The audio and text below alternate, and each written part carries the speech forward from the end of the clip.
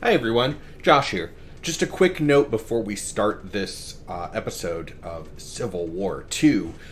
This went, before editing, over 4 hours long. So the decision was made that we would go ahead and break this into our first ever 2-part episode, which works out because we only have 10 episodes of Rec Conversations and 12 of Graphically Novels. So please understand that this is part 1. We will be back with part 2 in 2 weeks, but enjoy. Take it away, Vandello.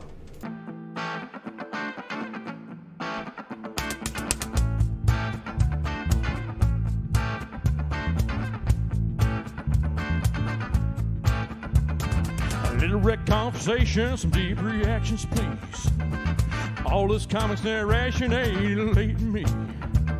A little more talk, a lot less read. A little fight, baby, is what I need. Close the trade, open up your brains. Explain it to me. Explain it to me, baby. Explain it to me. Thank you, Vandello, and welcome once again to the season finale of Rec Conversations. Season 1 is in the bag, but before we do that, I have to introduce my co-host, Professor L, the girl who knows never trust a big butt and a smile. It's Leia Cameron. And I have both, so well met. And Leia, would you like to introduce our guest? Yes, today we actually have our very first recurring guest. You may remember him from the kickoff that started us off this wild and twisting path. The man, the myth, the legend, Mike Tomasek. Thank you. You came back! Unfortunately. Mike Tomasek of Little Twin Publishing. Hey! Yes. Shameless Hey plug. there. Oh. That's right. Yeah. But Mike, you're back, and we're gonna do Civil War 2. We're gonna bookend our season. Civil War 1, first episode. Civil War 2, the last. We'll see. All right. I'm gonna stop you right the fuck now. Okay. I'm gonna stop you right the fuck now. Okay, both of you. You owe me. Do you understand? Do you understand? Since I've been on this podcast, things have happened to me that I don't know if I like or not. Okay? I found myself. No. You gotta listen now. I was before this podcast. I was happy. I was ignorant. I didn't know anything about comic books at all. Basically, since then, you don't understand. I've randomly been talking to people about the MCU. I've been creating hypotheses about what is going to happen in certain storylines. I don't know what I'm doing anymore. Yesterday, Leia, Josh, you both. Yesterday, I explained the ending of WandaVision to somebody and why it was so important and why the Young Avengers were coming into the MCU. I didn't know anything about this before this. I didn't My know. influence is working. Yeah. I didn't know. Now I'm set with this madness that you've given me. You were warned about people giving you drugs for free on the playground. You're never going to expect comic book people. No, I did not. But no, I'm back. Yeah, All back. right. We're gonna shut this motherfucker down. This will be a lot easier, I feel like. This was an enjoyable story. And actually, at the very end of this episode, Leia and I are going to break down our top 10 from this season, from what we thought was the worst story to the best, or which one we liked the least to the most. So that'll be interesting. But let's get into it. Mike, I am sorry. Oh, God. You know, I have much Iowa beer waiting for you just over the border. I know. Once we're able to wander, I will definitely take you up on that offer. Yep, I've got beers for you and cider for Leia. So there it goes. Yeah. Our rewards are just around the bend. That's right. So for anyone who's tuning into this for the first episode, I would highly recommend you go back and listen to our first episode, Civil War. Not as much intertwines, but there are a lot of callbacks in this to that story. Oh, great.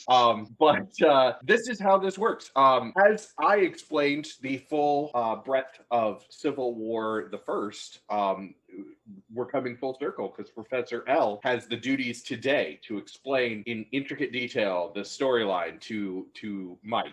Mike has the ability to pull the emergency brake on the show at any time and ask all the questions he wants, which if it's anything like the first Civil War, a lot of those questions are going to be what the fuck, which is fine. Yeah. And then it will be my job as the second host to answer his questions. I may jump over to Leia if she's got a better answer, or if I don't know. But I've done my due diligence on the background of this because there's some things going on here that I had to be like, okay, what was happening in the Marvel universe at this time? Because there's some shit. So and just so the audience knows, I've also done my due diligence this time by smoking some Illinois cannabis where it's legal, and also having a beer on me at hand, so I could actually respond with witty remarks and ask silly questions. Because quite frankly, holy shit, how do you people do this on the regular? I can't handle it. Yeah, well, listen to some graphically novel episodes too, because I watch shit that is fucking crazy as well. Winona Earp is a hell of a drug right now. I don't even know what that is. It's a really trash TV show that is fantastic, based on a comic. Anyway, Professor L, the floor is yours. Please start us on this lesson of Civil War II. Okay, so before we get into any plot arc or anything of that nature, I do want to point out that one of the things I really enjoyed about this in the books is that it shows at the beginning of each, I guess, chapter who's going to be involved in it and who they are, which is really, really handy as we go along. Most of these people are people that you, Mike, are already familiar with via the MCU. Okay. There will be a couple of folks that are newer superheroes that have been introduced like in the past handful of years. Oh, of course, I'm sure. Or the Inhumans. Most of them. The fucking what? We don't talk about we don't talk about the Inhumans in the MCU. Do you remember? God, what was it? NBC? Was that supposed to be on NBC? It was. Yeah, they only aired like 2 episodes and then ended. Sweet Christmas. And then it was just a big wet fart of a show. And it did not. I never even saw it. I remember. And I'm not gonna lie, because I remember because I was like, oh, I'm sure we're gonna watch this because we watch all the MCU stuff with Leia. Like, I figured that would be a thing that we would do, and then it just never came. Process of this, it did not have great success. It was not done well. Yeah, through the process of this, while Leia is explaining who I am explaining who these humans are, you'll figure out. The best part is the giant teleporting dog. His name is Lockjaw. Shut the fuck up! Are you fucking serious to me? Like, what? What? Yes. Is there any quality control over it? Fucking Marvel at all? Is it just like, oh yeah, like the dog is? Go ahead, please. The dog is from space? Yeah. Of fucking course. You've seen a talking raccoon and a sentient tree, Mike. I somehow could justify those in my brain, but what you just told me is like, yeah, there's just an amalgamation of human limbs that walks around farting and chewing on random things. Isn't that a funny thing? That's actually probably a mutant. Fuck you! Yeah, I was just about to say. The same thing. I'm like, I'm pretty sure there's a mutant that does that. What the fuck? It's okay. This actually is not as bad as the first go round, so we'll get through it. It's toned down. So when we open for this, we find Jennifer Walters, who is She-Hulk, who I know that we've mentioned before on the podcast, finishing up her closing statement in court in defense of a former supervillain, or really D-list supervillain, I guess. Yeah. He's not a big deal. But she is basically she's defending him against allegations that he was going to commit a crime, even though he didn't actually do anything.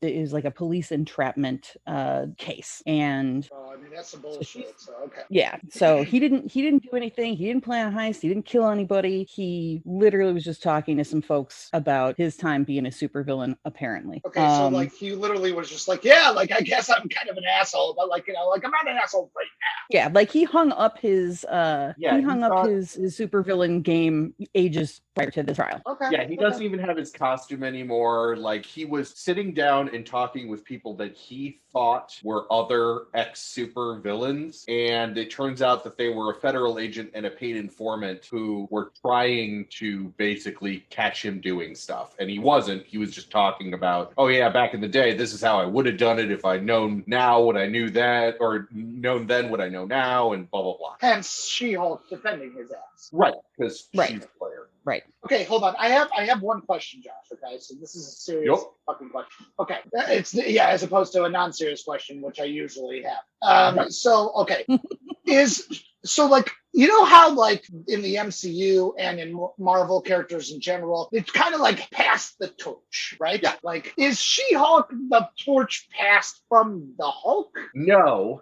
Jennifer is actually Bruce Banner's cousin. That she was in an accident. And he was the closest. He was like in Hulk remission, but he was the only matching blood type. So she had a blood transfusion from him, and she doesn't have like full on. Very, very rarely does she full on like Rage Hulk. In fact, in this panel, it's not like she goes from Jennifer Walters to She-Hulk. She's always She-Hulk. She is always green, always like, but she's still like, she's not like big and bulky like the Hulk is. She's just a very fit, like the best way to describe it is imagine China from wrestling, green. Okay. I mean, she's very intelligent, she's awesome, but she's always like, so she has no secret identity. People know that she's She-Hulk. But that was something, I believe she came around in the 70s. So she's been around for a while. That sounds about right, yeah. Okay, cool. Thank you for the background, because I was just like, okay, cool. Yeah, and her show will be out on Disney Plus in a while, and I'm really looking forward to it, because she's a great character. Cool, all right. Yeah, she's a lot of fun. But yeah, so she's giving her closing statement, and then we kind of cut over to Rhodey, to War Machine, sure, who is Don Cheadle. yes, we cut over to Don Cheadle, and he's in Latveria, just putting the smack down on some global terrorists, and then moments later we're shown he's sitting down with the president in the Situation Room of the White House. Oh, of course he is, because I see that we're going in a strong Resident Evil 4 route in this one. Okay, cool, I got it. I will say, Mike, really quick, I have not played a Resident Evil since 2, and I feel like you could give me a conversations on Resident Evil at some point. Oh, motherfucker, yeah, that could be a absolutely situation. Because I can tell you. Yes. Jen, for her graduation present, asked that I buy Village, and we're playing through it right now. And once again, have not played a Resident Evil game since the original. Oh, buddy, you might want to play 7 first. I'm not going to lie. Yeah, I already hate the main character, Ethan Winters. Yeah, Ethan's much better if you understand. Ethan's much better if you understand where Ethan came from and why he's like, Jesus Christ, what the fuck? Like, that's kind of and that's just a side note. We'll talk about that later. Yeah. But Ethan's got like some serious trauma that he needs to like see a therapist about. There's some shit that's going on. All right, back to Rhodey in the White House. Yeah. But okay, so I just want to say that I'm really hyped for Don Cheadle going to a small Spanish village and and saving the daughter's president, or the president's daughter. Yes. All right. He is a fat enough dude to save the president's daughter. This is true.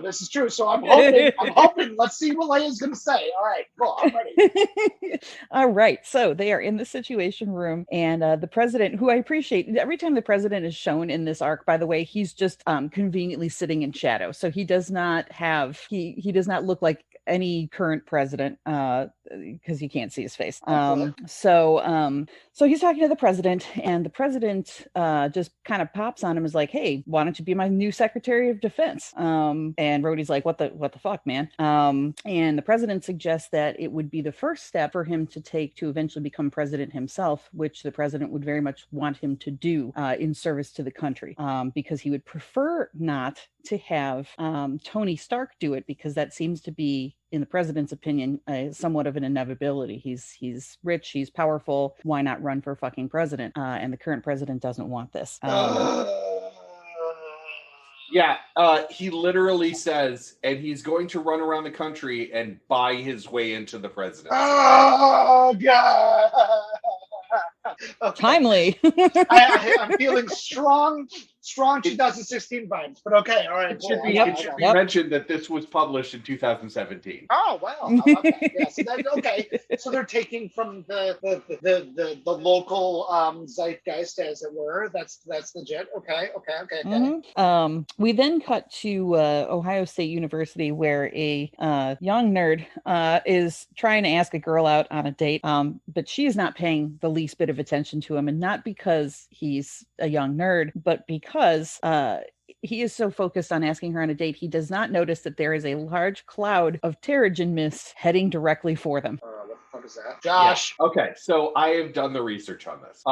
You have not watched Agents of S.H.I.E.L.D. This was an Agents of S.H.I.E.L.D. Okay. The Terrigen mist is what causes in humans, which are not mutants, they are human Kree hybrids that were created many, many years ago that are like a latent alien thing in human DNA, but it wakes up that part of their DNA so that they go into a cocoon and then they become an inhuman. So the Terrigen mist exists as clouds roaming around because at one point Thanos came to the Earth and... Oh, fuck. Are you fucking kidding? Okay, continue, please. I'm sorry. Go. And it was going around, and Black Bolt, the leader of the Inhumans... What the fuck? Who the fuck is that? Okay. The Inhumans are royalty. They live on the moon. What? Shut the fuck up. What? Wait, hold on. What? Whoa. Okay. I've been trying. You literally went from like, yeah, and humans, they're like, this thing, they're Kree, they're human. Isn't that cool? Like, so they are living on the motherfucking moon. Yes, they live on the moon. And they have a monarchy? Why the fuck do they have a monarchy? It's the moon, man. Yeah. Oh, yeah, please. Oh, yes, I'm King Black Bolt, whatever. King, Bolt, motherfuck, that the first, who, of course, welcome to my moon kingdom. Yes, of course. Everybody look at me. I'm king of the moon. They are the Moonanites. They live on the moon. Their vertical leap is beyond all measurement. Yeah, that's it. That's the Inhumans. They're just Moonanites. Okay, at one point, Black Bolt decided that the best idea would be to release a Terrigen bomb in the Earth's atmosphere to defeat Thanos. Not really thinking about the long-term consequences, because the mixture of the Terrigen mist in the Earth's atmosphere made it toxic to mutants. Basically, this whole plot line is because Marvel was downplaying mutants because they didn't own them. But the Terrigen cloud basically travels around the Earth and will go through, and normal humans are not affected by it, but the ones that have this latent gene will go into their cocoons and become inhumans and get their power. Okay. I'm feeling strong glow cloud night veil shit with this. Okay, cool. I can do this. Okay. Well done. Yes, except you get powers if you go through the glow cloud, and you have a certain genetic marker. Okay. All right. That's kind of weird. Right. Yeah. Okay. Yeah. So it actually shows. It actually does show. That the cloud then rolls upon these kids at Ohio State University who are just like outside. Looks like they're like one of those like college recruitment fairs or something like that. And it does roll through everybody, and only 2 people are turned into cocoons. The young nerd and his beloved, the chick he was trying to ask out on a date. And they are both cocoons now. Okay. Yeah, they're both cocoons. Okay, Josh, does the mist have a color? I'm imagining purple. It's green, actually. Green! Shocking. Yeah. All right, well, that's great. I'm sure there's a reason behind that, or not. Whatever, it's fine. For more on this, if you want an MCU bent, I would recommend watching Agents of S.H.I.E.L.D. But yeah, the Inhumans are actually very well done in Agents of S.H.I.E.L.D. And in fact, it has none of the moon shit or... The moon! Yeah, or really, no Black Bolt, no Medusa, no any of the people that will be discussed in this. But it does have Quake, who is amazing, and I love her. Okay. Yeah, so, all right. So then we cut over to the Triskelion, which you may remember from the Captain America series of films. It's basically the headquarters, and in this particular series, it's the headquarters and home of the Ultimates, which are a band of superheroes that were formed kind of like out of the Avengers, I guess. It was post Secret Wars, so like Miles Morales now exists in the regular continuity, and some other people, because see our episode on Secret Wars. It was it was crazy. But this is post that. So the Ultimates, a lot of them are a lot of the newer superheroes. So you have like Miles Morales is on there, America Chavez is on there. You know, a lot of your newer, younger, they're no longer Young Avengers, they're now called the Spider-Gwen is actually on the Ultimates, I believe, eventually. Oh yeah, I think you're right. Yeah. So anyway. So that's where they are, and Captain Marvel is there. And being a god. She's just like omnipotent, omnipresent, could do whatever she wants, right? I mean, well, she's omnipotent. She's not omnipresent, much like God Emperor Doom. Yeah. Okay. Again, so sure, why not? Yeah, okay. She's hanging out there, and she gets a visit from Doc Samson, who you may recall. I believe he was in the first Civil War one as well. Very quickly, yeah. Yeah. As what? He's Banner's friend from a long time ago, and he's also, important to this, a psychologist. Yes. Yes. Of course. Yes. All right, go ahead, please. So, he shows up for a little chit chat with Carol, unannounced, and he basically kind of comes in and very sneakily and I feel like somewhat unethically has a little therapy session with her a little bit about what's going on with her and how she's doing, and tell me how that makes you feel and what have you. And the central to this conversation is the fact that Carol is not having a good time in terms of work-life balance. Okay. I'm with the continuance of the theme. I'm getting strong Nexium vibes. Like, does he invite her to like volleyball next? Is that what happens? Thank God, no. But he does have a douchey ponytail.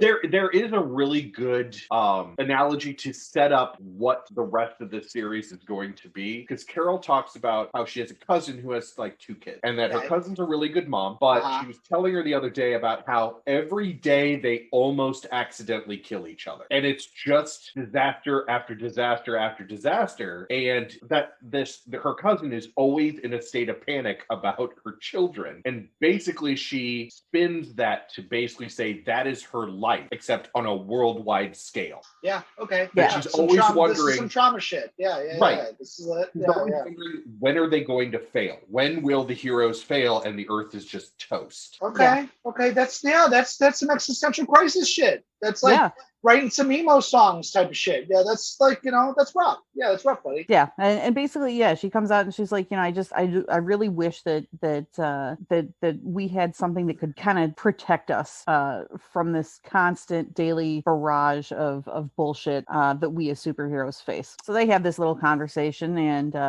Samson kind of downplays it and is like, we're doing all right. It's cool. And literally says, so far so good. Yeah. And that's okay. That. Okay, guy. All right.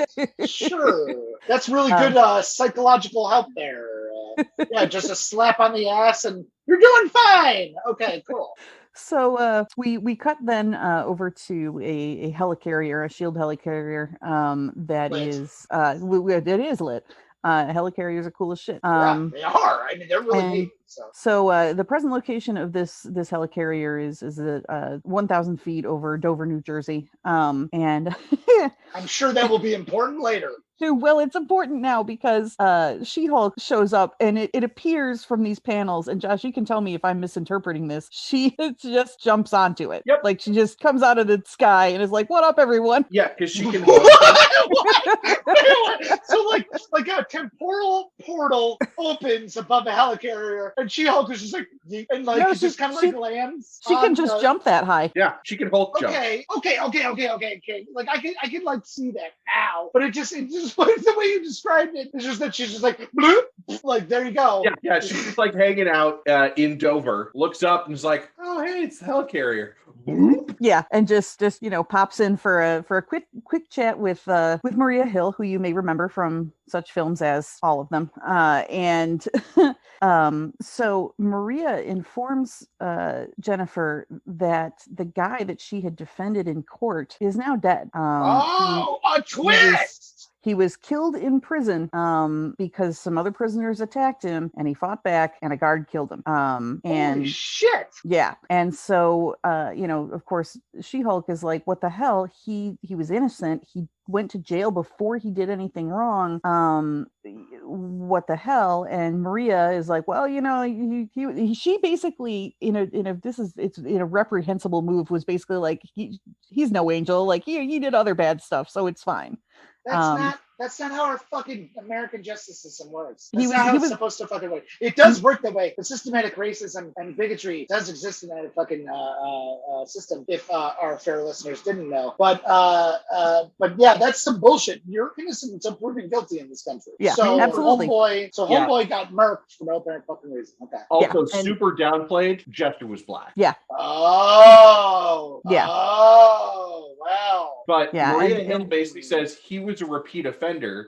She-Hulk is like, but not this time. And then Maria Hill says he would have done it again. They always Holy did. shit, fuck you. No, that's not how that works. That's once again a storyline we're going through where for some reason it's an event. So if Maria Hill needs to be fucking stupid for no reason. Is this a reoccurring theme, Josh? This is what this season has taught me. Is there's a mixture event and they're like, okay, well, Maria Hill's the villain, of course. Right. Yeah. So yeah, she's basically he would crime again, so don't worry about it. No, that's not how life works, and that's not how our justice system is supposed to work. And, right. Just as a side note, I would also like to say Black Lives Matter because Black Lives do fucking matter. That's where we're fucking trending in this fucking point. And you know what? To have a serious moment.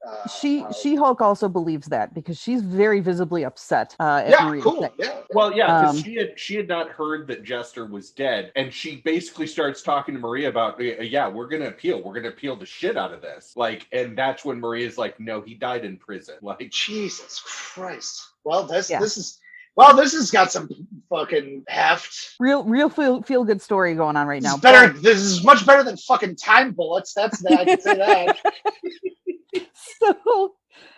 So then we cut back over to Ohio State University, and at this point now there's a ton of news cameras, Channel 5 newscopter reporters, people with their fucking cell phones, whatever, hanging around because these two people, as you'll recall, are now in cocoons, and nobody quite knows what's gonna fucking happen with them. The Easter Bunny could come out of it or some shit. Who fucking knows? It is a grab bag of powers. Yeah.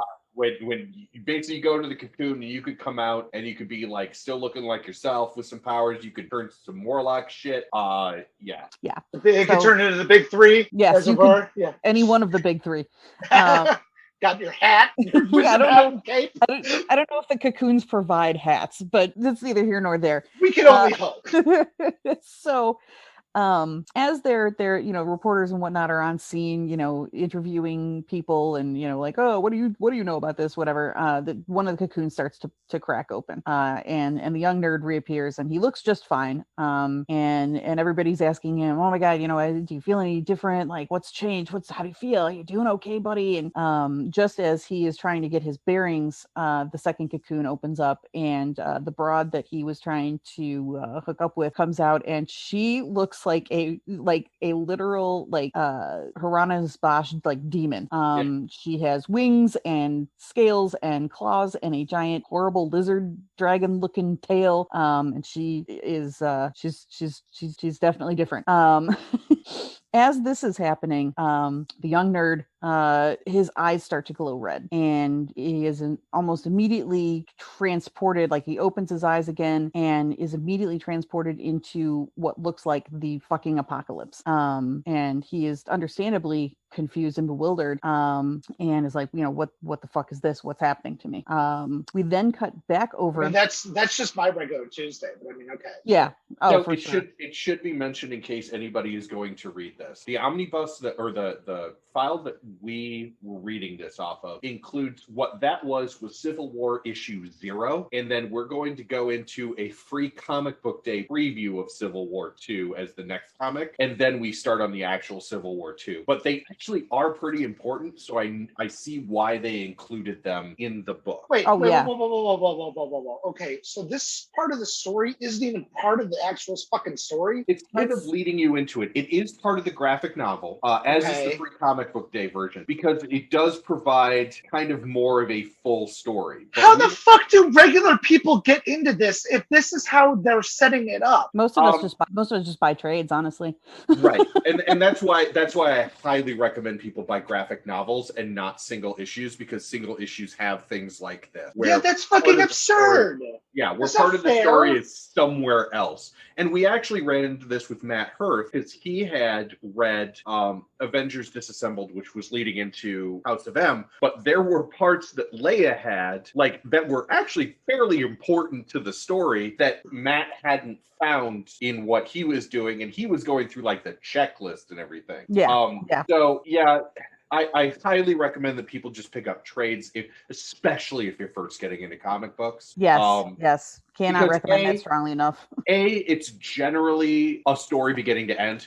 It is some editor has looked through it and been like, okay, this is important, and so everything is in one book. And then you can choose, if you want to continue. But yeah, I gave up issues a long time ago for this reason, because I would too. Even in the newest Spider-Man, there was a bunch of Amazing Spider-Man stuff, and then I found out too late that the resolution to this whole storyline that was going on happened in giant-sized Spider-Man, which had been released somewhere between 2 issues. So I started on the next issue, and I'm like, what happened? And so I had to track that issue down. With a graphic novel, I guarantee you the resolution of that storyline will be in the same book. Oh my god, this hobby is fucking exhausting. I'm sorry. And I know that y'all have spent so much time and effort on this, but it's just one of those things that as a layman, as a person who's not really part of this world and not really, it seems like it's one of those things where it's it's not fair.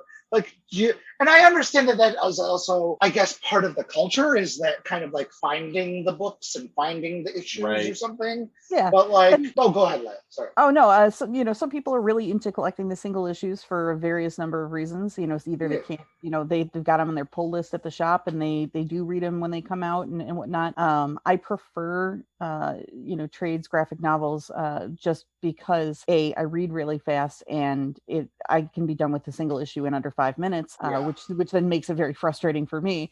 And B, same. like Josh said, it's a case of if I'm missing something from this, from this plot line that maybe shows up in a differently titled book or series or something like that, I won't know until I'm very confused. Until I too am like, what the fuck is happening? Why is what's going on? And I mean, things like this happen in all media that gets too big, right? If I just have watched the Star Wars movies, why am I excited when Thrawn shows up somewhere? Sure, and I get that. Because I haven't read the books or I haven't, so I mean, in anything that gets too big, I think we're going to see this change a lot, just to throw this in, because the MCU is so big at this point and people age. So you're going to have to introduce new heroes, new people, or you're going to have to reboot your entire world and lose a bunch of people in that, because it's never going to be as good as when it was Sure. This is being brought up because Dave Bautista's already said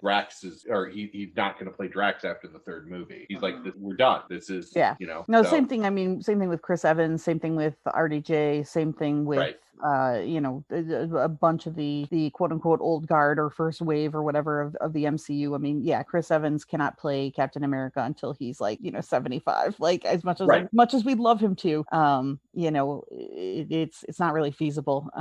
So I get it. Okay. So heading back. But yes, anyhow.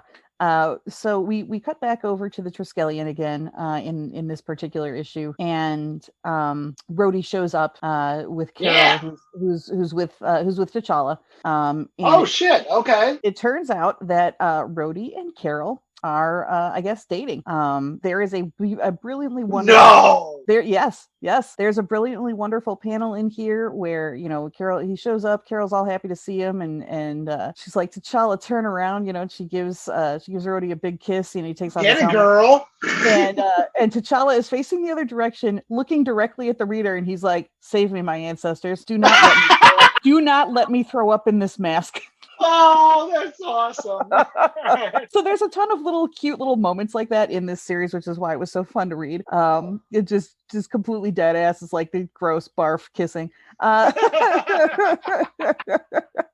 Okay, so Black Panther, all right. Yeah, T'Challa is all of us.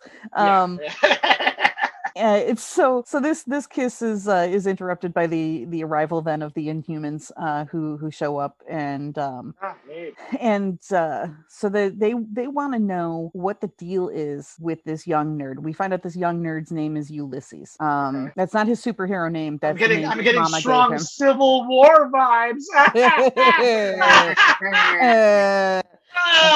All right. Well, it's been great talking, everybody. I hope you enjoyed this. Bye, everybody. Have a great night. Okay. This is the last episode of Ret Conversations. We out.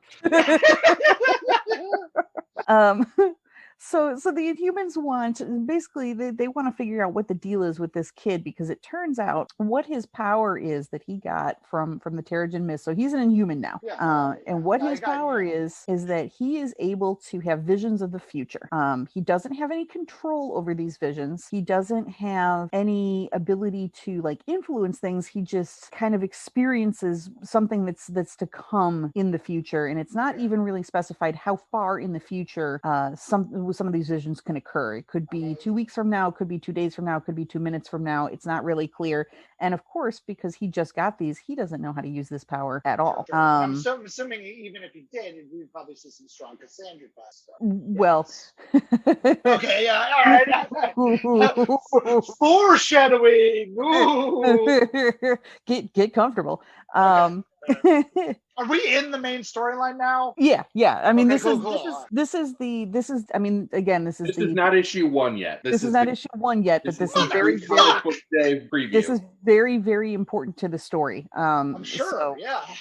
So as they're sitting around and talking about, he's trying to tell them he doesn't really know what this is or what to do with it, and as they're talking about it, he grabs his head and it's like, and he had a vision, and Carol asks him, what is it? And he says his name is Thanos. He's coming. As you'll recall from Civil War, something similar happened in Civil War. Oh yeah.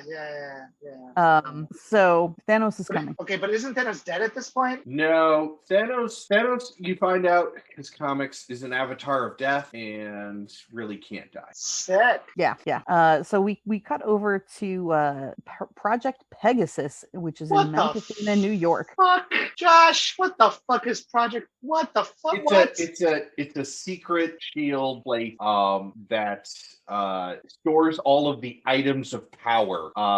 So it's the place at the end of Indiana Jones. Yeah.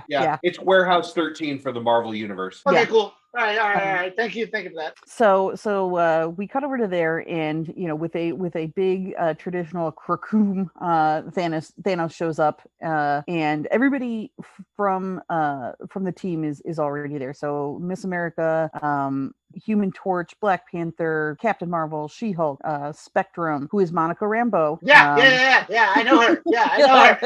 I know that reference. I know her. I pointed that out specifically because I knew who you knew that was. Yeah. Fucking points for the home team. All right. Also Dazzler, because Dazzler is there for reasons. Shut the fuck up. Who the fuck is that? Oh God. Okay, sorry. I'm gonna do this. I'm gonna do this in 30 seconds. Dazzler was invented in the late 70s, early 80s because they wanted to cross disco with the comic book movement. She's a mutant whose ability is to turn sound into light. No way.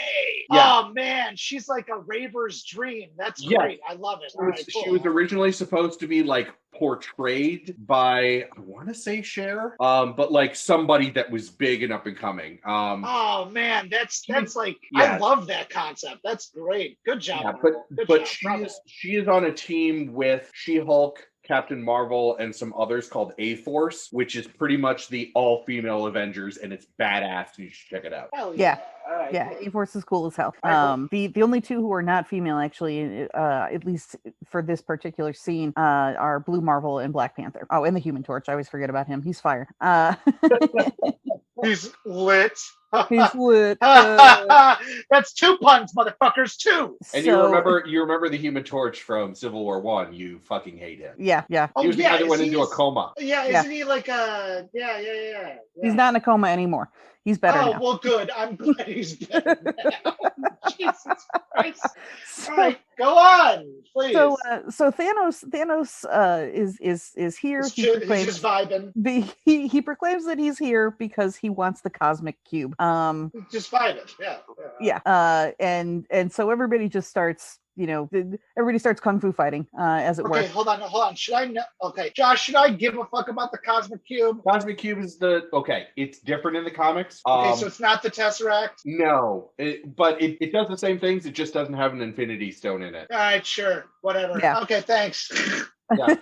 The MCU simplified a lot of these things by rolling all of these like cosmic huge fucking power things to all of them have something to do with the stones or have the stones in them. But all of those things exist separately in the comic books as different things. Well, and then the stones are just the stones. Okay, whatever. Okay, thanks, Josh. All right, right. Back to you. Yeah. Okay. Cool. So everybody's kung fu fighting. Of course, yeah. And the notable things that happen in this fight scene, I will not describe it all because it's just a lot of superheroes punching. Yeah, the kicks were fast as lightning. The notable things that happen here is that Rhodey tries to attack Thanos by firing like one of his little shoulder missiles at him, but misses. He gets Medusa basically gets thrown into him. His missile goes off course and it hits She-Hulk. And she took that and she took that personally. Oh, well, you'll see. So yeah, it hits She-Hulk like right in the sternum. And there's a huge explosion. And Rhodey immediately goes to try to check on Jennifer, and Thanos like just arises out of the fire and fucking like punches Rhodey into next week. Like it shows his armor actually exploding. And everybody continues just punching the absolute piss out of Thanos until he is like down. Don Cheadle. In the chaos, Carol runs over to Rhodey, who's her boyfriend, and he's unconscious. He's just like flopped out on the ground, and she pulls him up and she's screaming, "Oh my God, somebody help us! Somebody help me! Somebody help him!" And that's where we end. That's the Free Comic Book Day issue. Yeah, that would have been really fucking important to know. Yeah. Yes. Agreed. Yeah. 100%. Now we will actually start on the first issue of this. Okay. All right. Beer. Yeah, beer is good. Yes. Okay. So we open this series now with Ulysses just like running through the woods, freaking out. General. Yeah. He and the Inhumans find him, and they're like, "Hey, we can help you. Wait, this is a good thing. We're here to help." Hold on. Oh, okay. Because I was going to say, Josh, weren't they just somewhere else? Yeah, this is right after Ulysses has gotten his powers. He doesn't know what's going on. He basically runs into the woods next to campus, and the Inhumans find him and basically are like, "You're an Inhuman. We can help you. Understand your abilities." Okay, so he's like, they zap down from the moon, and they're like, "Yo, bro." They don't need to zap down because they have a dog that can teleport them. Fuck you. His name is Lockjaw. He's a good boy. Are you fucking kidding me? I'm gonna forever be a cat person just because of this goddamn comic book. Okay, moving on. So moving on. A couple weeks later, we are in now Manhattan, and a very large number of superheroes are fighting just this gigantic, it looks like Galactus, but it isn't. Giant cosmic being that's glowing red, just terrorizing the streets of New York. And at this point now, it's they're fighting it, and that's cool. But the main point here is that like a absolute shit ton of these heroes are here. So just to name several, we have Tony Stark, Iron Man, Miles Morales, Spider-Man, Nova, who you haven't seen yet. Yeah, don't know who that is. Josh, you want Nova's part of Space Marvel. He's part of the Nova Corps. Of course he is. Yeah. You might recognize the Nova Corps from Guardians of the Galaxy. Oh, okay, those chuckle points. Yeah. Okay, they are Marvel's version of the Green Lantern Corps, basically, like Space Police. Yeah. AbCab. Okay, moving on. Go ahead. So he's here. Sam Wilson, Captain America, is here. Okay. The reason too, I'm going to point out too, I'm going to say the characters when applicable. I will say the character's name because there will be multiple Captain Americas and multiple Spider-Men. So I will be clear about who's doing what when. That's legit. Thank you for that, Leia. No problem. We have Kamala Khan, Ms. Marvel. She's great. We have Thor. And this is, and I need to be who's also great. This is Jane Foster Thor. This is She-Thor. I don't know She-Thor yet, but I'm sure she's great. She will be cool. the Thor in the next Thor movie. Oh, cool! That's great. Yes. Awesome. So she's here. And the Inhumans are here. Carol Danvers is here. And they're all fighting together. Scarlet Witch is here. Yeah. Hellstrom is here. Dr. Voodoo. Who the fuck is that? Well, these are the sorcerers. Okay, so we've got. Okay, all right. Cool. So Scarlet we got Witch, a lot of wizard hats to hang around. Right. Okay, cool. Scarlet Witch, Hellstrom, Dr. Voodoo, Wiccan. I know that. Yeah. Shaman and Magic with a K. Magic with a K was in New Mutants. Yes. Okay. All right. So like all the wizards are here. Okay. Yes. Well, except they're sorcerers because none of them have hats. Oh yeah, yes. I'm sorry. Yeah, sorcerers. Very important difference. Yeah, very important difference. Yes. We've established this. Thanks, Falcon and Winter Soldier. Yeah. So they're fighting this thing, and the sorcerers show up. Doctor Strange manages to like send this celestial destructor back to the whatever bullshit dimension that came from. So everybody reconvenes, right? This thing is threat is gone. He's off the radar now. He's back in Hell Dimension X or whatever the fuck. Yeah, and people start asking, how did we know this was going to happen? Like you called us all here, but in fact Nova is the one who's like, how did we know this was coming? And Captain America's like, anyways, let's go get everything cleaned up. And that's that. Okay. Seems sus, but all right. Captain America told me it's no big deal, so obviously it's okay. So the next evening, everybody's getting together. They're at Stark Tower and they're celebrating.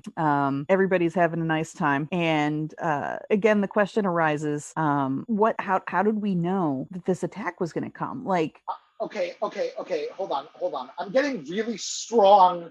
This is a very highly specific reference, and I don't know if many people will get it, but I'm getting very, very strong summer tollway construction in Illinois vibes from this. I'm getting, we gotta rip up the roads because otherwise we wouldn't have jobs. I'm not gonna think about this too hard. Okay.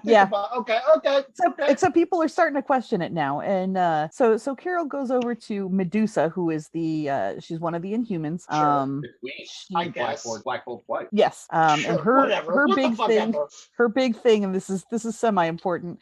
It's also ridiculous as hell. Her thing is that her hair is also like a weapon. Like it's she has complete control over her hair. And it's very long, and she can like whip people with it or tie people up with it, or whatever. Yeah, sure. Comics. Sure, whatever. I'll allow it. Sure. So so Carol walks over to Medusa and is like, hey, I need to know how the hell this is going to go down, and how did you know that this is going to go down? And Tony Stark is like, yeah, I would also like to know this. And Medusa then like opens up a portal, I guess, and with her hair. Sure. Okay. It's a moon portal. I don't know, man. Yeah, whatever. Yeah. That's Comics. about where I'm at too with these Inhumans. That's yeah. It's like whatever. Fuck it. Okay, sure. Oh, so she takes this moment to introduce everybody to this Ulysses kid. Okay, that's what I was like. I'm assuming that's where she got it. Okay, cool. Yeah, and so he comes out and he's understandably like wigged out, and people are asking him all kinds of questions, like, how can how did you do this, that, and the other thing. And he's like, I really don't know how I can do this. Like, I this is a thing I can do, but I couldn't tell you how to begin. I don't know why or how this is happening to me. It's just a thing that's happening. So they decide he's having a little bit of a crisis. That kind of right. Yeah, okay. Yeah. Okay. Understandably so, because he's just having really, really disturbing visions of the future, just completely at random. And like, they're never good visions. Something's always terrible in them. Yeah, that sucks. That's fucking horrible. So like, I feel for this kid. Yeah, he actually, as a side note, he's kind of drawn a little bit like a very young Bucky Barnes. I don't know if that was intentional or not, but he kind of has that look about him. He stares into the middle space a lot. Yes, there's a lot of brow furrowing going on in his So they decide to get little Jean Grey in here. I forgot that the X-Men exist in this universe. Yes. Okay. The X-Men and the Inhumans are not good friends too. I should point this out. Of course. Right, because their Terrigen Mists have been killing mutants, giving them what's called MPOC. Specifically, this is little Jean Grey. So at one point, Beast was fucking around and brought the original X-Men from like when they were just being X-Men to the modern day, and they hung around for a long time. So this is time displaced Jean Grey, who is like 16. Is Cyclops still being a bitch?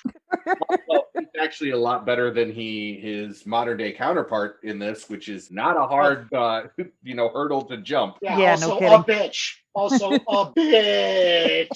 Yes. All right, cool. Yeah, you walk into the like X-Men mansion, and it's like, it smells like bitch in here. All right, yeah. Or Cyclops. Right. Oh, okay. So they get little Jean Grey in here, and they're like, hey, why don't you kind of look into his mind to see how he can do this and show it to us? Oh, I'm sure this is going to go real well. Like, we'll try to give everybody kind of an approximation of what you can do and how you can do it in order for us to help you. Sure. And the road to hell is paved with good intentions. Yeah, that's fine. Sure. Yeah, absolutely. So they find out very quickly that she can't read his mind. His mind can't be read. And almost immediately upon this disclosure, Carol is like, "You want to come work for us, man?" And he and Tony Stark is like, "What the fuck?" But Carol says that she wants to be able to find a way to stop disasters before they happen, which seems pretty reasonable. Yeah, but we're getting into the what's that Tom Cruise movie? Mission Impossible? No, the Minority Report. Minority Report. Interview with the Vampire? No, Leia, no. Legend. This is all like legend. Yeah. It's the fact that is it a crime if you haven't done it yet? Yes. You haven't done it yet. Yeah. Okay. I see where there's going to be a lot of problems. A chunk of superheroes are totally cool with that, and another chunk of superheroes are totally not. Right. Yeah. Okay. Yeah, and that sets up the central conflict here, because as they start to discuss, Tony is not on board with this because he is of the belief that this guy can only tell visions of a possible future, not the future, just a possibility of the future. Okay. Very Doctor Strange kind of shit. Yeah, actually, not too far from that in the film. Sure, yeah, absolutely. Right. The best explanation he has is like, he's like, okay, so he sees a future, and Carol's like, no, he saw the future. Like, that's what we were all doing yesterday. And Tony goes, okay, but the very fact that we could change it meant that it was a future, not the future. Yeah. Okay. This is sounds like psychology 101, or not psychology, philosophy 101 kind of shit. Yes. Philosophy 101 type shit. Yeah. Yes. Okay. So we've got the central conflict here, because they, at this point, both sides are pretty valid. Yeah. I mean, this is one of those very valid discussions that. Yeah.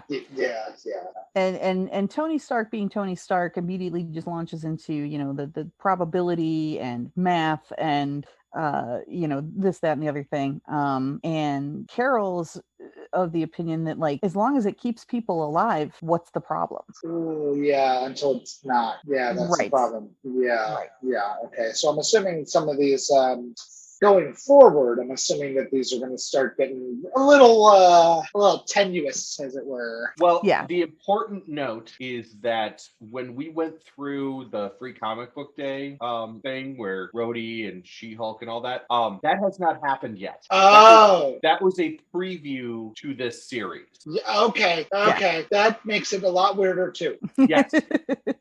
Yes. Yeah. Not only are things important, but they're also not in order. Yeah. Yeah, I don't like that, but okay, sure. Yeah. I mean, it's like sometimes linear storylines okay, friends. Like, I understand that, like, we all want to get, like, cool and novel, but, like, sometimes you can just have a point, tilt, and resolution of the story. Marvel! just putting that out there! Not if we're going to be talking about the future. Yeah, now that we're talking about fucking time bullets and shit. Still bitter. That's telekinesis, Kyle. So they're having this debate discussion, and Ulysses is trying to explain to them using his words what is going on while he's having these visions, like what it's like, and whatnot. And he basically tells them, he's like, one day I saw our world destroyed, and it didn't happen because you guys saved the day. And gosh, this guy's exhausting already. Okay. he's just like a 19-year-old who was like up until the previous day, like doing beer bongs at like the local fraternity or whatever. Like, and all of a sudden it's like, here's the witnesses of the destruction of our universe. Like, right, it's exactly. Important to note that Ulysses is a fanboy of all of these superheroes. Like, he is in awe that he is in the room with like Tony Stark and Spider-Man and like all these people. He is hugely in awe of the fact that he's just a dude that gets to hang out with them. Yeah, even though they're interrogating him somewhat aggressively about what he can do now. I mean, also good for him. You know? Like, sometimes you just need to have a win. Like literally, there's a panel where he's because Tony gets pissed and he walks away, and there's just a panel of him and he's like, "Wow, Tony Stark," and Spider-Man, who appears to be eating a banana, is just a little off, and he's like, "Yeah, it's exciting, but you get used to it." Like, yeah, whatever, man. Mr. Stark, I don't feel so good. Okay, yeah, like, that's like, yeah, okay. Well, I mean, it's like sometimes his girlfriend just turned into or not girlfriend, his crush just turned into a demon. So maybe this is just like, it's like, oh man, I lost my lady that I liked, but I just got shit on by Tony Stark. So I mean, it all comes out in the end, I feel like people should just expect that in general from Tony Stark, but I don't know, maybe that's just me. Also, that was a very dramatic scene for the fact that lady never shows up again. Yeah. Really? Yeah. Ever? That's it. She just flies off, presumably to the moon. And fuck? we never see or hear from her again. Right. Okay. She's living her best demon life somewhere. Yeah, exactly. Yeah, good for on the fucking moon. Where all the other demons and Inhumans hanging out. Yeah, all right, sure. All right. So back at New Attilan. I think that's how you pronounce that. Yeah, it's Attilan or Attilan. I'm not going to tell you otherwise, Leia. So please. Yeah. Okay. It's where the Inhumans live on Earth as opposed to where they live on the moon. Yeah, I just didn't want any angry fans sending me text messages or emails. Yeah. Like, you didn't Listen like here, fans. Yeah. Listen here, fans. You don't understand how like I have my fandoms. I understand. Like, I could talk about Resident Evil and Silent Hill all goddamn day. I could talk about certain things all goddamn day. Like, I fucking love beer and I love talking about stuff. But you also gotta we gotta have some brevity here. We can't get Well, yeah, mad because Leia said some made up fucking place in a different way that's only ever been said in print. Come the fuck out. That's fine. We can risk it, alienating the 3 Inhumans fans. Oh, ain't that the truth? But anyway, so they're there hanging out, and Ulysses is sleeping, and he is awoken by a terrible vision of the future, and says that we have to call the Ultimates. Meanwhile, in Tony Stark's lab, Tony Stark is sitting around talking to Friday, who you'll recall was his AI system. Oh yeah. Okay, I was like, Friday. Who the fuck is? Oh, and Friday. and Mary Jane Watson is there. Josh, refresher on Mary Jane Watson. Spider-Man's, okay. This is post One More Day. So I don't know what that means, but sure. I know. It's another episode of Rec Conversations, but yeah, I'm not gonna listen to them because my brain is bleeding enough. It's fine. I got it. Mary Jane Watson is Peter Parker's girlfriend / Oh yeah. Yeah, this is after they have sold their marriage to the devil. Yeah. And so she works for Tony. She is his new Pepper without the romance part of it. Yeah, she's just like his secretary in this. But she shows up and she looks like shit. And she's clearly upset, and she notifies Tony that Rhodey, his best friend, is gone. Wait. He died? Motherfucker died? Yeah, died.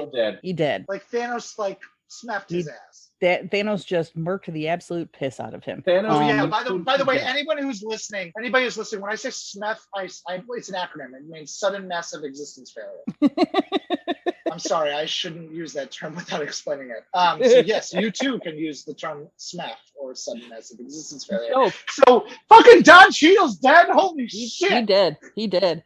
And I should point out too, during the party in one of the preview issues, during that party scene, there's a very brief aside where Rhodey is kind of giving Tony a little bit of shit about how he needs an upgrade for his armor.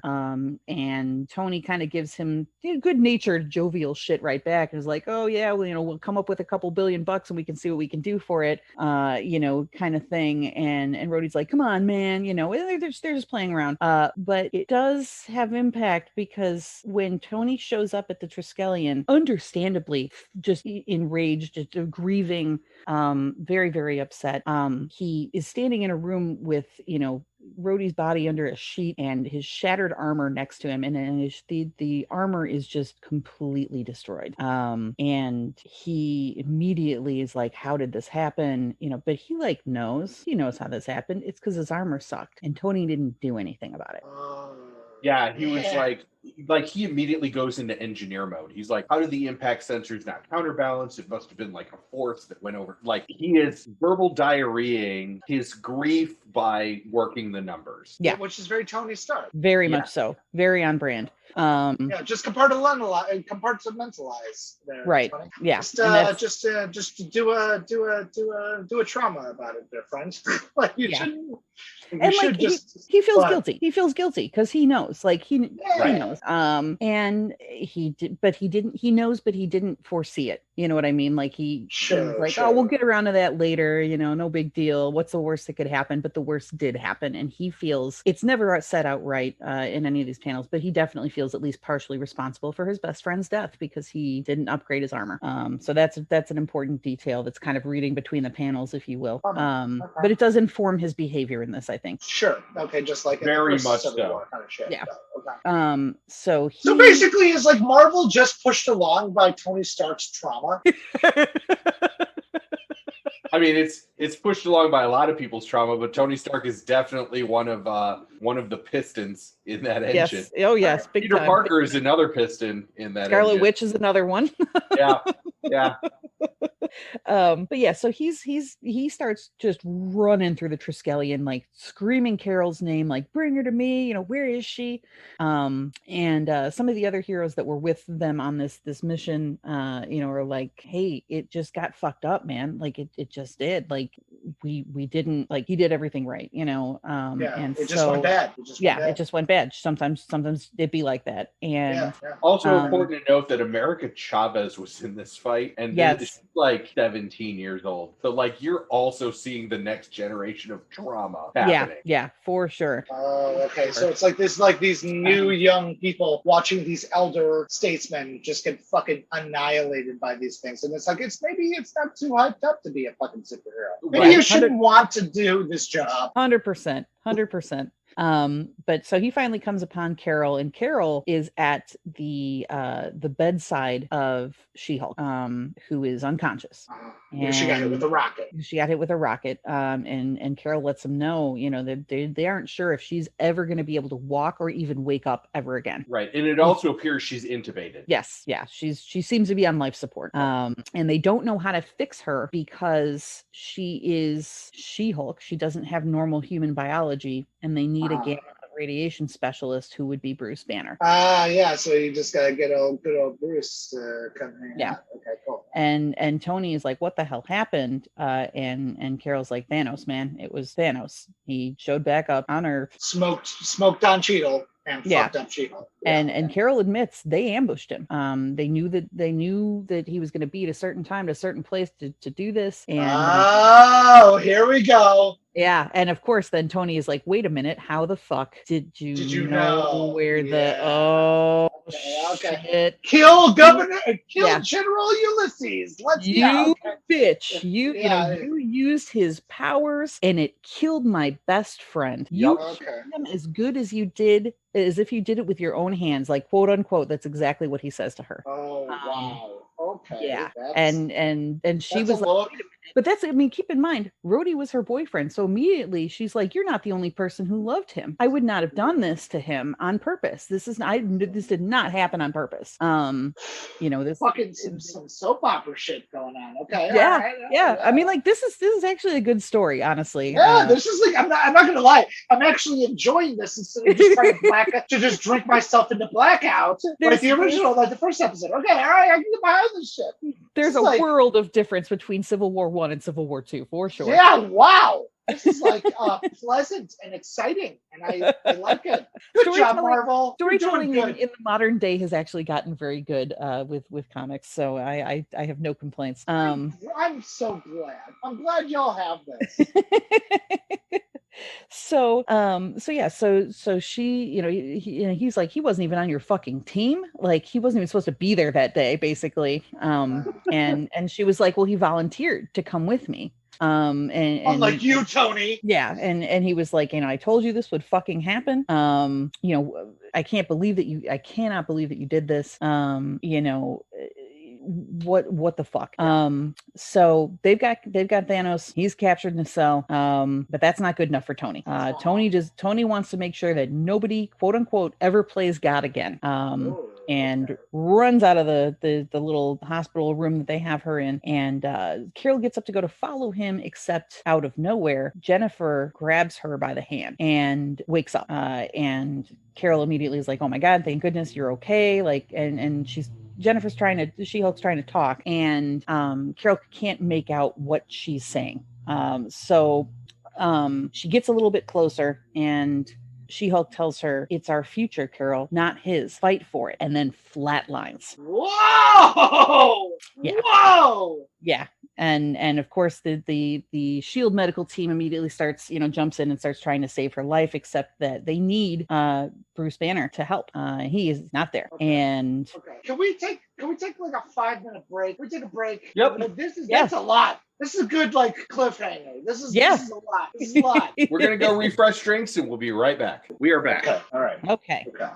All right. I just want everyone to know, because I know that we have a small overlap of beer nerds and comic book nerds for the season finale. And this isn't like too special because you can get it anyway. But I mean, it's still one of those like really nice aged beers. I just opened a 2017 bottle of Goose Island Bourbon County Stout. Nice. So we are in the past 10 ABV range for the rest of the store. So this is awesome. This is so cool. I'm sitting at a 4.9 ABV, but I'm doing Quarter Barrel's Feldhof Amber, which is a Dusseldorf style alt beer. Ooh, alt beer's fun. Alt beer's really good. Sadly, I only have water, but But that's okay. I gotta keep my wits about me for this. Yeah. You can come over here, Leia, afterwards. Mm-hmm. I'll pop some more beers. All right. Yes, popping bottles. Hell yes. All right. So, Meanwhile, on New Adeline. I'll say it wrong in all the ways. So New Atlantis, new Atrea, New Adelon, I think is what I'll call it. That's probably wrong. So we open up there in that place. And Tony's trying to get in. He's outside the door, like banging on and be like, "Motherfuckers!" Like that. Yeah, like he's got Friday kind of looking out for him. And he's got like VR maps of the city and whatnot, and he's trying to get into their base essentially. And he gets caught. He gets caught by Medusa. Like the nerd he is. Yes. And she's like, "Fucking go home." And before this gets worse. Yeah. And starts to kind of entangle him in her crazy hair. And Tony's response to that is to just fire an arc reactor at her and basically like a stun gun type situation. Oh my god, could somebody just give Tony Stark some therapy? Seriously, could someone just be like, Tony, Tone Bone, T-boy, could you just come over, my dude, just come over here and talk to me for a little bit. Just tell me about your emotions. We have even introduced a psychologist superhero. Yeah, exactly. Yeah. Like, it's like, we know that there are psychologists in this world. It's not like it's a magical realm without psychology. I don't know why nobody makes more use of his services, honestly. It seems like everybody needs them. So Tony starts fighting with the Inhumans because he wants Ulysses, and they won't give him up to him. And they're kind of, I guess, slap fighting a little bit. Like, it's not a very long or serious fight. But all of a sudden, you stop. No, you stop.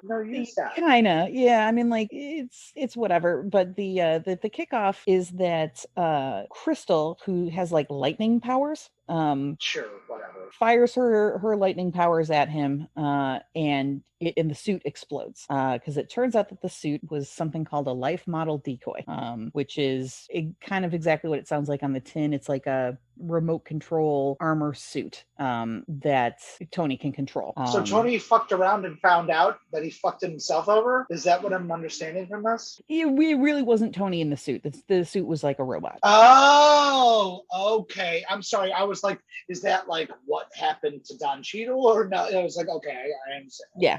So they take it out and they're like, oh shit, it wasn't really him. It was just a robot. And this basically starts an international incident. Because Tony literally just attacked a nation, right? Well, but also while the decoy was decoying, he kidnapped Ulysses. Yes. Oh, Jesus Christ, Tony. Yeah. So he my God. He kidnaps Ulysses while everybody else is fighting this robot. It's also important to note that the Inhumans, since they have the royalty and everything, are their own nation. They are a sovereign nation. And Tony motherfucking Stark just decided to, literally create an international incident with this. He created an international incident with a nation of superheroes. Yeah. Yeah, generally thought of as a very ill-advised thing to do. Once again, all of what it seems like is all of Marvel is driven forward by the trauma of others. But okay, all right. Yeah. So of course the Inhumans show up to Stark Tower. Yeah. And, they're big mad. I hope they use their fucking moon lasers on Stark Tower. Fuck him. Yeah. There's a hilarious series of panels where Karnak, who's one of the Inhumans, they're greeted by basically an AI like hologram receptionist at Stark Tower. And it's Friday. It's Friday. But she's like a hologram of a head, which normally she's just a voice. and is like, hey, you guys need to get out of here, whatever. And so Karnak just starts yelling at her and chastising her, and everybody's like, dude, it's a robot. Like the robot, it can't really do Good for him. And I feel connection. I feel like a kindred spirit with this character. So, I too like to just scream at robots. He tries to punch through it. Of course, nothing happens because it's a hologram. And he's, so he's like, well, cool. If Tony Stark isn't here, I'll just fucking punch this building into the ground. Like I will bring it down. Motherfucker, yeah. And then of course a fuck ton of superheroes arrive, and they're like, please don't do this. We're gonna take care of Tony. We'll get Ulysses back. We learned from Civil War 1. Like we don't want this to escalate. We were hoping that he would have not done this, but he did. And then we cut over to Ulysses, who is tied up in a chair in like one of Tony Stark's, I imagine, many science basements. Oh my God, Tony, you literally just committed a felony. Many felonies. And so Tony is he's not having a good time. He's fucking unhinged. He holds this kid personally responsible for Rhodey's death. This kid, again, I really need to stress, he's like a teen who doesn't know shit from shit. Yeah, he was like a freshman at Ohio State University. And he's like, man, I'm sorry. Like, I didn't do this. Like, it's not. I didn't even know her. And Tony like accuses him of sending Rhodey on a mission, and it killed him. And this kid is like, I don't know what you're talking about. I didn't send anybody anywhere. I don't, like, nobody even knows my fucking name. Like what's happening? And this kid is like, I'm a big fan, and Tony's like, shut up, and he's like, well, I was. Yeah, and rightfully so. Yeah. Fuck Tony. Tony's like on one of his benders right now. Jesus, he's suffering. Fuck. He's big mad. And so Tony decides that the best option here is to just continue to harass this kid, and demands that the kid show him the visions that he's been having. And of course the kid's like, I can't do that. I can't do that. So Tony starts to kind of like mentally experiment on him. Basically, like, Jesus Christ, dude! He's using Friday to kind of analyze his brain wave patterns and things like that to see if he can get this kid to like basically set off a vision. Jesus Christ! I'm glad Tony Stark turns into Dr. Mangala. What the fuck? At one point, he is actually he's got his fist cocked like he's gonna punch him in the face, and it's like, oh yeah, fear works too. We can see that he's got interesting energy patterns in his brain when it looks like I'm about to punch him right in the face.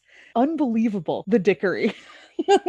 What the fuck, Tony Stark? Jesus Christ, dude. Go to therapy. Go to fucking therapy, dude, my guy. Wow. Okay. Yeah. So basically, Tony reveals that what he's trying to do is he's trying to determine whether or not this kid is even seeing these visions correctly.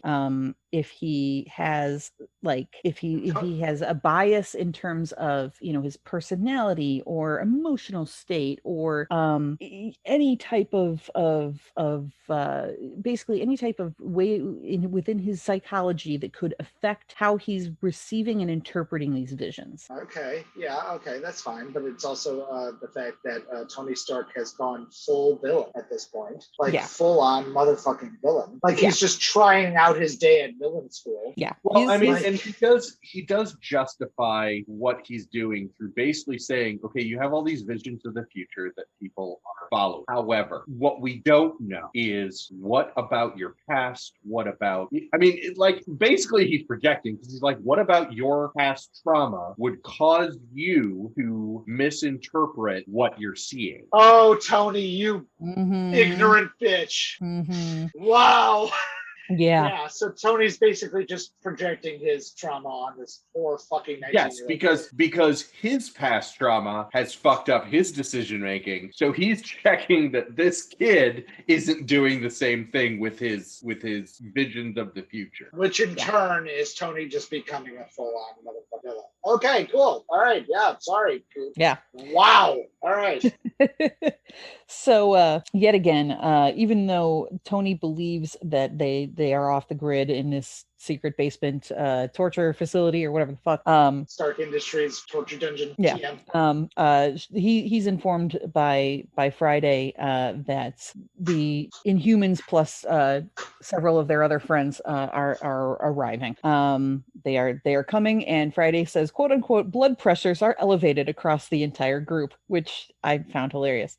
And Right, yeah. Tony's response is literally no shit. So he sets about frantically untying this kid before Thor just fucking annihilates the wall and opens up a huge portion of it in order for everybody to come in. He's like, I wasn't doing anything, man. Like he's having a good time. Look, like he's smiling. I didn't torture him at all. And of course, this kid is like, he absolutely tortured me. Yeah. Yeah. And Carol straight up says, "Tony, I think you're having a bit of a nervous breakdown." Okay, good. I'm glad that they're just establishing that Tony's really having a time right now. And Tony agrees. Tony's like, Yeah. I'm having a complete and total nervous breakdown.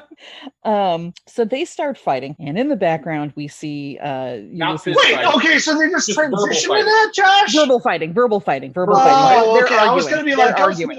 well, that went from 1 to 100 real fast. But Oh, all yeah, right. no. Mommy and Daddy are having a disagreement loudly in front of everyone. Mhm. Okay. And as they're going kind of back and forth, we see Ulysses' eyes start to go red again, which is never a good sign. Of course. Yeah. And the next thing we see is an absolutely terrifying panel of the Hulk, and he's not wearing pants. There's no need to point this out other than there's a strategically placed shadow, but it is a little weird I was looking. gonna say, is like, hey neighbor, I can see your doodle. Pretty much.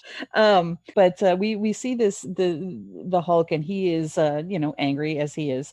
Behind him, a city is in flames. In front of him is a dead Thor and a dead Hawkeye, and a dead Captain America. And in one of his hands is a apparently dead Tony Stark, and in the other one of his hands is an apparently dead Captain Marvel. Oh. And yeah. Okay. Yep. So fuck around and find out and kill God. Okay, yeah. I got it. Yeah. So now the Hulk is being set up to not have a good time. Okay. And we return. Can I pause for a second, Josh? Yes. Yeah. Where the fuck is Hulk right now? We will find out. Yeah, Oh, okay. Is this like okay? Yeah, He we is will on find Earth. out. Bruce Okay, Banner because I is know it- on Earth. Okay, because I know at one point he's on a planet. Yes. It's just That filled was with our Hulks. Planet Hulk episode. That's Or, why sorry. I'm like, is he chilling on his like little planet, being like angry all the time and just being like, yeah, like I'm chilling, I'm having a good time. Nope. He's on Earth now. He just is not. He's so far he is certainly not appearing in this film. But we'll get to that. Yeah, he's at a Wendy's right now, chilling out, having a fun. Got it. Okay, cool. He's posing for pictures of kids dabbing in the restaurant. Exactly. Yeah. Okay. All right. Being like, I want to big in your mom. Yeah. Like, I don't even know you, mister. Like, it's like, no, I want 2 bigs and your mom. Sir, this is a Denny's. But so we cut back. So this horrible vision occurs. We cut back, and the whole room is stunned. He managed to project that vision into everybody in the room. Everybody saw it. Oh, cool. And everybody is understandably very confused and bewildered by this. And Good job, General Ulysses. Yeah. No more than Ulysses, who is absolutely in tears, and he's like, I'm so sorry, but the Hulk's gonna kill you guys. That's what's gonna happen. Poor buddy. Yeah, I mean, these again, going back to what Josh said earlier, this guy is like he's just a dopey college student, but he's also a fanboy. He's not having a good time. Yeah, this is like literally like, oh, you're really into D&D, or you're really into, like, I don't know, 67 Chevys, and then you like have a moment where you realize that 67 Chevy is flooring it 120 down the road, and it's coming for you. It's fucking coming for you, and you're like, no, I'm not gonna die from this 67 Chevy, and that 67 Chevy slams into you. And you die. You just fucking die. Yeah. Like, and then you're back in it, and you're like, oh man, I don't know whether or not I can be cool with 67 Chevys anymore. It would be like if I suddenly found myself in the MCU, and it turned out that every single character from the MCU hated me because of something that was beyond my control. So yeah, he's not having a good time. We cut next to just outside of Alpine, Utah, in a little lab, or actually a big lab, where Dr. Banner is just hanging out doing science. He's just vibing with science. Like he should and deserves to. Yeah, absolutely. Like, leave this man alone. He's had enough problems. Yeah, he's poor Bruce. I love Bruce Banner. He's such a cool dude. Mostly because I connect with him on an emotional level, but like more so also like just give the man a fucking break. That's legit. That's legit. But yeah, he's sitting there vibing, doing science, and Carol shows up, and he's like, "Hey, what can I do for you?" And that's where that particular issue ends. So we oh boy. Okay. All right. Yeah. Well, I'm sure that the next part is going to be a little fucked up. But okay. Yeah. Right, cool. So when we begin again, part of this story is going to be told in flash forwards and flashbacks. So I'll do my best to keep you apprised. But we open up at the Manhattan Federal Courthouse, where the Matt Murdock, otherwise known as Daredevil, is calling. Yeah, I know that nerd. Yeah. Okay. Yes, is calling Carol Danvers to the stand. And she, he asks her if she recalls the events of July 19th of this year. And she's like, yeah, I do. And then we flash back again to her going into Bruce's lab. So that's where we pick back up again. Okay. So she's like, hey man, what's going on? What are you working on? Is it gamma related? And Bruce is like, what are you, a cop? And yeah. and is understandably reticent to give her any information. And he's like, I haven't had a Hulk incident in over, or like almost a year. Like, things are great now. I'm fine. Nothing bad is going to happen. Is he at like Happy Hulk mode? He's at where he's kind of green, Josh. No, he's just Bruce Banner. 100% Bruce. Oh wow. Okay. So is this storyline separate from when he was like, yeah, man, I've like come to inner peace and like all my chakras are aligned and I've really got into yoga and stuff. The inner peace stuff happens on and off in comics, but no, not really. This is actually shortly after he comes to Earth to kill everyone. See our episode on World War Hulk. Yeah. Okay. That's a whole other podcast. well, as I appreciate my mental health, I won't listen to that. Okay, cool. Like, just that's good just to know where his head is at. But okay. Yeah. So, but he hasn't turned, according to him, has not turned into the Hulk for almost a year, and like things are okay now. That's never a good sign. Fuck. Yeah. And then Tony kind of comes out too, and Tony's like, let's go talk. Let's go talk outside. And Bruce is very understandably bewildered. He's like, why? What is going on? What is happening? And Tony's like, just come with me, buddy. And he goes outside, and again, just a brilliantly illustrated huge panel of every superhero in the world is outside this lab just kicking it. And he's like, oh god, what did I do? And Tony's like, well, that's just it, buddy. You haven't done anything yet. Well, and Medusa says yet. So as this is going on, there's going to be a little bit of the courtroom drama interspersed with this retelling. And so Daredevil in the, I guess, present day is calling now Tony Stark to the witness stand to ask him about what the Hulk's reaction was to all this. And they better not kill Bruce, or I'm gonna freak out. They better not kill Bruce. The Hulk is still trying to figure out what in the absolute piss is going on. And if Tony Stark is going to jail for killing Hulk, I'm gonna freak the fuck out. Tony Stark is being called as a witness. Okay, all right. I'm just saying. All right. So. Man, Mike, I really wish you did read more comics because you react to them exactly like the rest of us do. Oh my god! I'm just fucking saying, give Bruce a fucking break. Christ. Fuck. So they explain to Bruce that, this kid is having visions and this is what happens. Yeah, that's some shit. All right. And so, of course the dilemma is like, do we wait for him to actually do something, or do we stop it now? Back to the Minority Report kind of shit. Like, yeah, okay, cool. Yeah. And like, do we kill Bruce Banner, our friend, and sweet cinnamon bun, just trying to live his fucking life out in the desert in his little lab? Or do we do the right thing and shut the fuck up and just chill out? Like, yeah, okay. So what happens is that they let him know that Hank McCoy, who you'll remember as from the X-Men as Beast, hacked into Banner's servers because they're looking. Look at Hank Beast being a dick. Come on, man. They're looking for proof to see if there's something going on with Bruce that might cause this or set this off. Because Bruce is minding his own business, and he's got no beef with any of these people. So they're trying to figure out what the tipping point is, right? Like they're trying to figure out what could potentially cause this to happen. So once again, they are fucking around to find out. Okay, cool.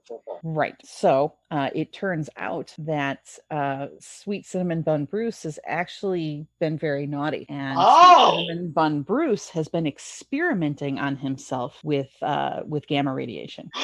Bruce, yeah, you know better, good friend. What are you doing? What are you doing? And Bruce is like, well, I was, this has helped keep the Hulk away. Like, this is good. And everybody's like, this is very bad, my bud. This is very fucking bad. And so Maria Hill, director of S.H.I.E.L.D., is like, I have to arrest you. We have to detain you. You gotta do this. You can't do that. No. And once again, Maria Hill, I don't know this bitch, but she seems like a real fucking jerk. She was in the first Avengers movie. She was in the second Avengers movie, I believe. Dude, I don't give a fuck. I don't know. I was about to say, you do know this bitch. She's Nick Fury's right-hand lady. Dude, there's been so long since I fucking saw her. There's a lot of people in this universe. She was Robin, How I Met Your Mother. Yes. Dude, I don't know what that fucking means. Like, dude, I don't come on, all right. Like, I'm just saying, it'd be like you, Josh, it'd be like you coming up to me and being like, can you please explain the drama with Umbrella Incorporated and Resident Evil? And I'd be like, motherfucker, let me talk to you about a motherfucker named Spencer. And then going on from there. So, I mean, it's like, there's a lot going on. Yeah. I meet a lot of people in the MCU. I'm just saying. I don't remember them all, okay? There's been many a times when you, Leia, have been like, dude, do you remember this Jagoff? And I'm like, no. But every stinger, they're like, oh my God, look at this Jagoff. And I'm like, I don't know what that is. That's why I immediately turn and explain it to you. I know, which has basically helped me limp my way, kicking and screaming through the MCU. But okay, moving on. So Bruce has been experimenting on himself with gamma radiation, which is capital B bad. The bad boy Bruce over here, yeah. And he's not supposed to be doing that, and he knows he's not supposed to be doing that. But he's been doing it anyways. So they want to remand him into custody. They want to take away his gold stars. Got it. Okay. Yeah, and he is understandably upset about this. He hasn't committed a crime. And he starts to get this is habeas corpus bullshit. This is like civil war shit. Because this is okay. There is one thing I do have to say to our delightful and loving audience. Mike has ADHD. Mike, when he was in 5th grade, went on a tear and tried to learn literally everything about this actual American Civil War. So the dissolution of the writ of habeas corpus, where Abraham Lincoln said, "Hey, you could arrest Confederates without them committing a crime," has some serious repercussions in this storyline right now. Mm-hmm, so I'm like, you're in the zone right now. I love it. It's just the beer. It's just the beer. Okay, cool. I'm in like cloud brain. Like, I'm just like, here, let me grab this abstract concept and this abstract concept and just mash them together hopelessly, trying to desperately get some sort of meaning out of it. But okay, I love this. This is exactly the type of shit I do like. I'm here for it 100%. I'm very, very happy this is happening. Okay.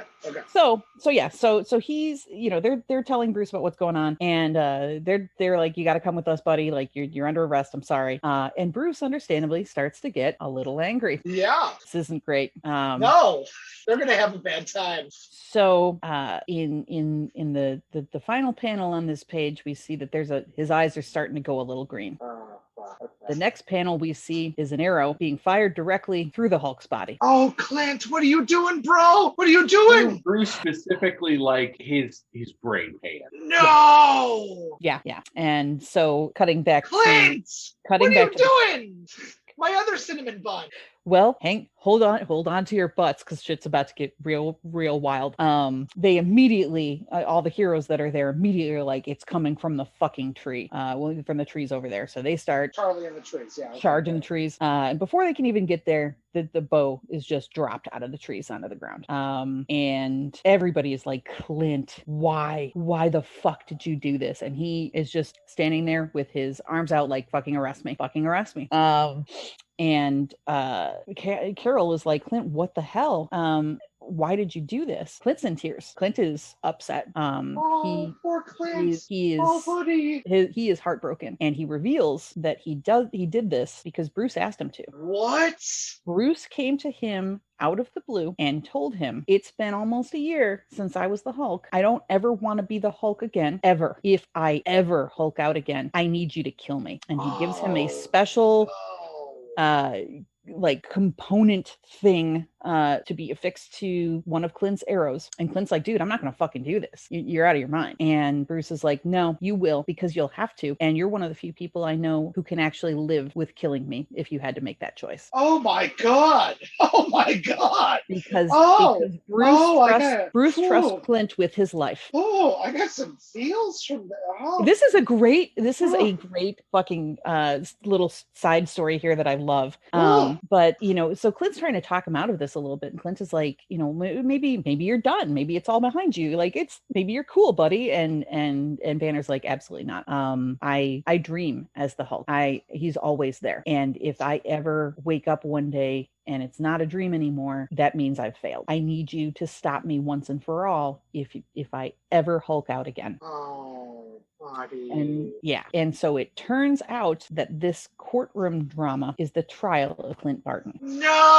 Oh my God! Yeah. Oh, I hate it. I hate it so much. Oh my God, I hate it. But do you love it a little bit? Yeah. No! No! I hate it because Clint's so good. He is so good, and I love him so much. And he, in this arc too, just takes this very admirably. He does everything that I think anybody else would do, where he tries to talk Bruce out of this. He tries to tell him, you can't ask me to do this. And it's very emotional. It's really good. It's really well written. Yeah. And Clint does accept that responsibility. And so he comes out in the trial and is like, look, I haven't been the best person over the course of my life. I do have a criminal past. I've done some shit. I did absolutely kill him. Like, no question. I absolutely killed him because he asked me to do so. And I hope that my track record of defending, the planet, the earth, America, whatever, will make up for the horrible things I've done in my past. But this isn't one of them. Yeah. I love him. Yeah, he's the best. I'm really, for our listening audience, just so you know, like the first four, Leia has been gracious enough to give me the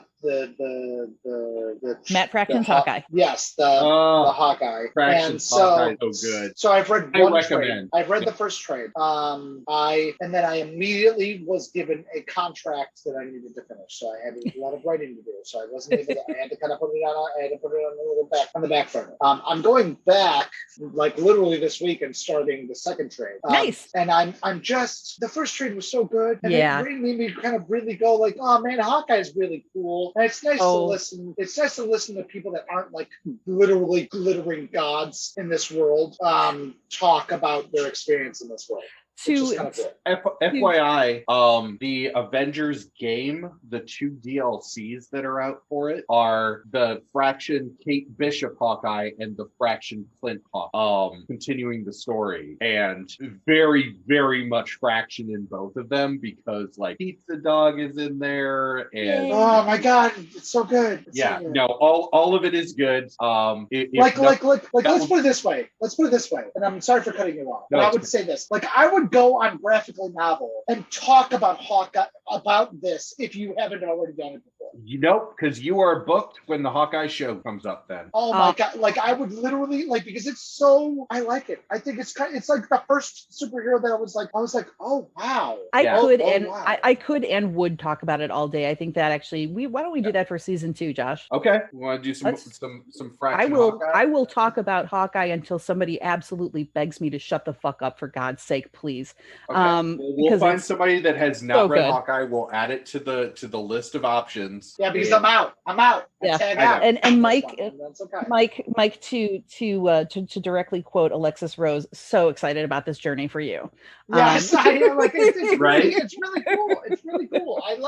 It's the first time I was like, oh man, this is neat. Yeah, this is it's so good, enjoyable and fun. And frankly, I haven't met anybody who doesn't like that run. And if somebody doesn't like that run, I can't help you, and God can't neither. Honestly, there's nothing I can do for you. I mean, there is something to be said about Hawkeye, like the old school Hawkeye, over Hawkeye's penis. Yeah. While he's jumping out of the bed, trying not to get killed. Yeah. But there's just something so pure. Also, something that's really never addressed in the MCU, but Hawkeye is a deaf superhero. Yeah, which is awesome. It is going to be explored in the upcoming TV show. He will. The creators have confirmed that they will integrate that because it's based on Fraction's run. That's awesome. That's so fantastic. yeah, Okay, I don't know if you've seen the set photos. Okay, Anyways, sorry. For me aside. But yes, really if you haven't read that, you should read that. There you go. So this is the trial of Clint Barton, and it comes out. They call Hank McCoy / Beast to the stand as well, and it comes out that Hank can confirm that Bruce Banner did in fact do this. He made a video diary where he's like, basically, to whom it may concern, I asked Clint Barton to kill me if I ever hulked out again. The problem in this court trial, the central conflict is, of course, well, nobody saw this but you, Clint. Like, you were the only person who saw that he was about to hulk out. And Tony also says, like, I didn't see it. I was standing right there. Like, I didn't see the Hulk. I just saw a guy who was getting upset. Oh my God, Tony, shut the fuck up. But okay, yeah, all right. Tony's got a lot of issues. But oh my God. But buddy. Clint rebuts that and lets them know that the reason that he's such a good shot is because he can see things differently and he can see better. He's got very acute sight, and he saw the flash of green in Hulk's eyes before anybody else got a chance to. And because once he hulks out, it's too late. Right, exactly. Because once he hulks out, that arrow is not going to do shit. Yep, and also, hence his name, Hawkeye. Right. And Clint did not want this vision to come true. And Carol backs him up on this. Carol's like, look, these were Banner's wishes. Nobody planned this. This wasn't an ambush to kill Bruce Banner. But in doing so, Clint saved countless superheroes and soldiers and other, human lives.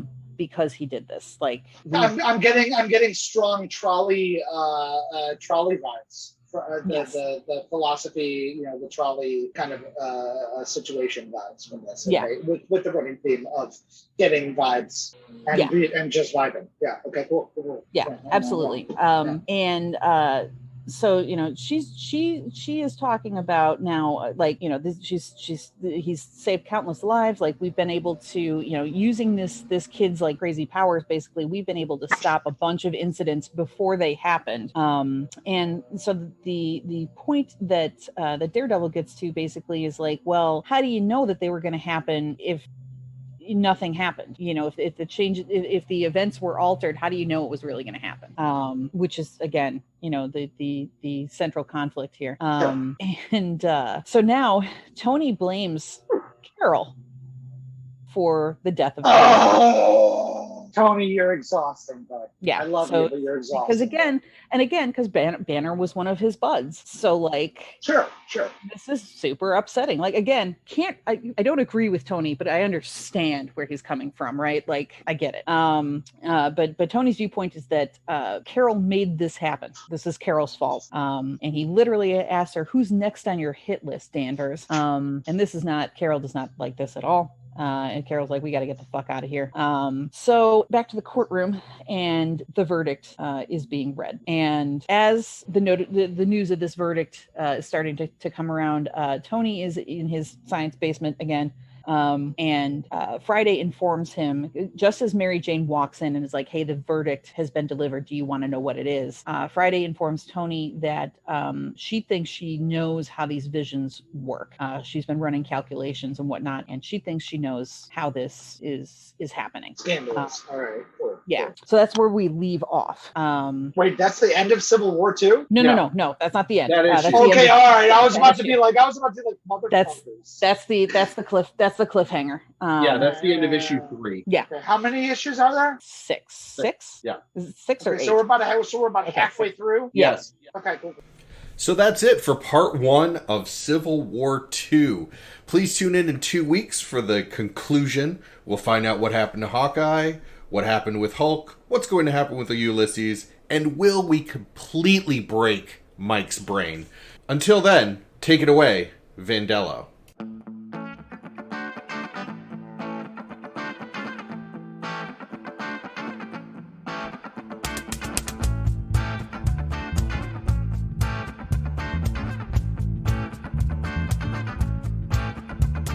A little wreck conversation, some deep reactions, please. All this comics narration ain't elating me. A little more talk, a lot less read. A little fight, baby, is what I need. Close the trade, open up your brains. Explain it to me. Explain it to me, baby. Explain it to me. Explain it to me, baby. Explain it to me.